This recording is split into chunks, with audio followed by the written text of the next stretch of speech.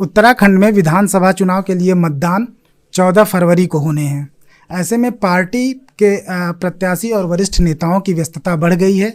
इसके बावजूद उत्तराखंड के पूर्व मुख्यमंत्री और कांग्रेस कैंपेनिंग कमेटी के अध्यक्ष श्री हरीश रावत जी हमारे साथ बातचीत करने के लिए समय निकालें, इसके लिए बहुत बहुत धन्यवाद।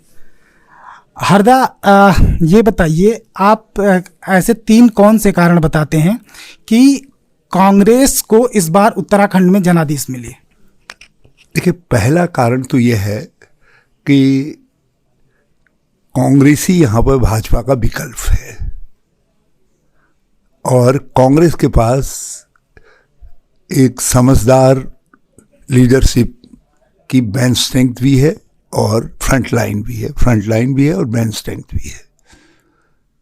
दूसरी बात, भाजपा न केवल फेल हुई है हर फ्रंट पर डेवलपमेंट के और ह्यूमन इश्यूज को टैकल करने और एक वो स्टेबिलिटी देने में, जिसको ये कहा जाए एक मैच्योर गवर्नेंस देने में, वो बिल्कुल बुरी तरीके से फेल हुए।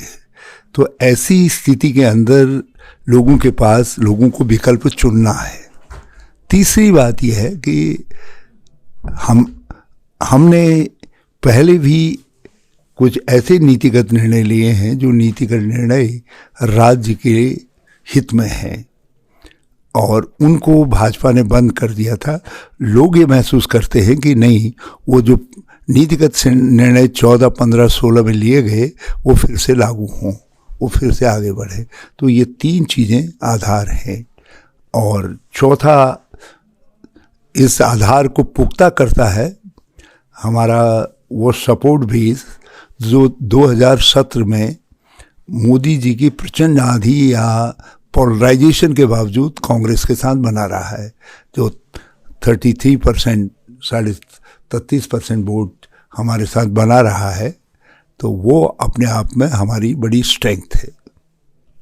जी हरदा, आपको पहले रामनगर से प्रत्याशी बनाया गया, ये सवाल आपसे बार बार पूछा जा रहा है। उसके बाद उस सीट पर काफ़ी विवाद हुआ, जिसके बाद आपको फिर लाल कुआं भेजा गया। ऐसी स्थिति क्यों बनी?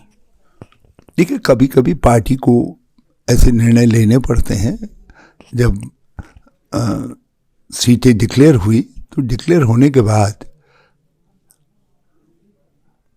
कुछ जगहों असंतोष के स्वर उभरे और पार्टी ने पाया कि नहीं, हमको अब कुछ रीएडजस्टमेंट करना चाहिए और वो रीएडजस्टमेंट पार्टी कभी भी कर सकती है। और यहाँ के मामले में, लाल कुआं के मामले में, मैंने ये ज़रूर पार्टी से कहा कि सबसे पूछ लिया जाए और मुझको बताया गया कि सबसे पूछ लिया गया। आप बहुत कोशिश कर रहे हैं कि उत्तराखंड में लड़ाई जो है वो यहाँ के इशूज़ को ले कोशिश की कि राहुल गांधी को भी यहाँ पर ले आए, लेकिन चीज़ें जो है उस तरह से मैनेज नहीं हो पा रही हैं। नहीं, ऐसा नहीं है। हम इस समय लोग अपने लोकल इश्यूज पर वोट कर रहे हैं और ये एक स्वस्थ बात है। राज्यों के चुनाव राज्य के इश्यूज पर होने चाहिए और नेशनल इशू भी रहते हैं, लेकिन नेशनल इश्यूज का इतना डोमिनेंस नहीं होना चाहिए कि जो स्टेट के इश्यूज हैं वो गौण हो जाए। भाजपा सरकार 5 साल की अपनी अकाउंटेबिलिटी से इसी आधार पर बचने की कोशिश कर रही है कि तो हमारी तो पार्टी को वोट मिला है। वो ये नहीं कह रही है कि यहाँ के इश्यूज पर लोगों ने हमको वोट दिया है। तो जो इस तरीके की स्थिति ना आए, एक स्पष्ट तौर पर पार्टी इसको कि जीतने वाली पार्टी के सामने ये लाइन खींची रहे, नहीं, मैं इन इश्यूज पर चुनाव जीत करके आया हूँ, इन इश्यूज को मुझको टैकल करना है। जो आज भाजपा बिल्कुल फेल दिखाई दे रही है क्योंकि वो लोकल इश्यूज को एड्रेस नहीं कर पाई। और जो है, हम चाहते हैं कि जो अगली सरकार आए यहाँ, वो लोकल इश्यूज को हल करे क्योंकि उसी में जन कल्याण है। भाजपा का इस पर कहना है हरदा कि उन्होंने केदारनाथ धाम के लिए, वहाँ के पुनरुत्थान के लिए तमाम काम किए, वहाँ पे काम किए जा रहे हैं। उन्होंने ऑल वेदर रोड पर बना रहे हैं, लगातार पूरे प्रदेश में सड़कों का जाल बिछा रहे हैं। वो यहाँ की अपनी उपलब्धियों को भी बता रहे हैं। इसको आप कैसे देखते हैं? देखिए, ऑल वेदर रोड तो कोई प्रोजेक्ट है ही नहीं। मैं भाजपा को चुनौती दे करके कह रहा हूँ, कोई डीपीआर दिखाएं, कोई ऐसा प्रोजेक्ट बताएं जो ऑल वेदर रोड के नाम से है। डीपीआर हमने बनाया था 4 धाम यात्रा सुधार मार्ग का, और उस प्रोजेक्ट को कल जो लोकसोटन हुआ, मैंने उसकी अध्यक्षता की और मोदी जी उसमें मुख्य अतिथि थे, और होस्ट जो है श्री नितिन गडकरी थे। तो इसका अर्थ है राज्य सरकार लेड बाय हरीश रावत जो है 4 धाम यात्रा प्रोजेक्ट के स्वीकृति में हिस्सेदार थी। एजुकेशन इनके समय में हुआ, नंबर 1। रेलवे प्रोजेक्ट की बात करते हैं, वो नेशनल प्रोजेक्ट के रूप में वर्ष 2011 में डॉक्टर मनमोहन सिंह जी ने नेशनल प्रोजेक्ट के रूप में स्वीकृत किया था, और शिलान्यास उसका सोनिया जी की तरफ से श्री A.K. एंटनी तत्कालीन रक्षा मंत्री ने किया था। तो इसलिए ये कहना कि ये प्रोजेक्ट जो है भाजपा की देन है, हाँ ये है कि उसमें काम भाजपा के कार्यकाल में हो रहा है कल, और वो काम 2024 तक यदि स्पिल ओवर करता है और उस समय तक कांग्रेस की सरकार केंद्र में आ जाती है, तो इसका अर्थ ये नहीं है कि भाजपा के इस कार्यकाल में जो काम हुआ हम उसको बिल्कुल नकार दें। तो कांग्रेस के समय में स्वीकृतियां हुई, पैसा मंजूर हुआ, उसका मेजर पोर्शन इस समय भाजपा के समय में बना है। ये एक सत्यता है। 4 धाम यात्रा सुधार मार्ग में भी जो है मेजर वर्क भाजपा के इस कार्यकाल में हुआ है। हाँ, तो जो शैतान को जो श्रेय दिया जाना चाहिए, हम ज़रूर शैतान को भी वो श्रेय देना चाहेंगे, लेकिन भाजपा का ये दावा कि ये हमारा ब्रेन चाइल्ड था और हम इस प्रोजेक्ट को लेकर के आए, वो बिल्कुल गलत है।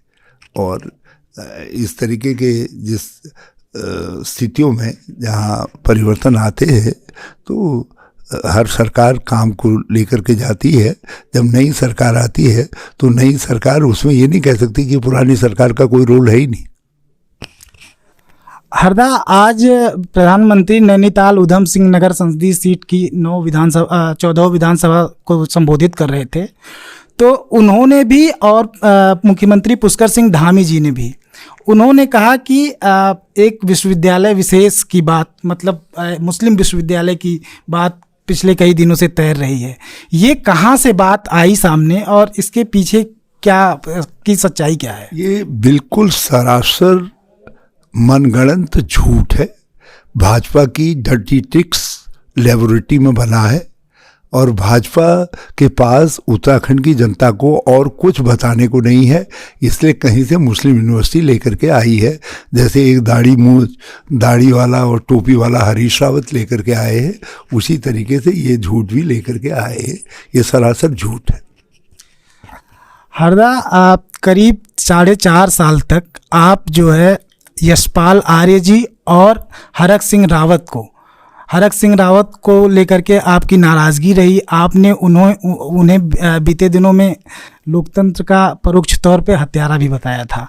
उसके बाद उन्होंने पार्टी में आ चुके हैं, तो इसको लेकर के आप क्या कहना चाहेंगे? देखो, उन्होंने अपने रोल के विषय में कहा है कि वो गलत था और उन्होंने स्वीकारा है।